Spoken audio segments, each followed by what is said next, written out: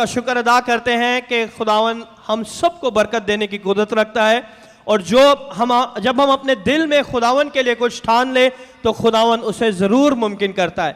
इस प्यारे बेटे ने अपने कोर्स के लिए, बाइबल स्टडी के कोर्स के लिए हगाई यूनिवर्सिटी में अप्लाई किया था, और खुदावन ने इनके सारे उस प्रोग्राम का बंदोबस्त किया। जब ये खुदावन के घर में आते रहे, खुदा के खादमों से दुआ कराते रहे, तो खुदावन ने इनके सारे कामों में इन्हें बरकत बख्शी, और इनकी जॉब में खुदावन ने इन्हें प्रोटेक्ट किया। जोरदार तालियां बजाएं, यीशु के नाम को जलाल दें। जोरदार, अगर आपने ताली बजानी है तो यीशु के लिए ताली बजाएं। आपकी ताली बताती है कि आप यीशु से कितना प्यार करते हैं।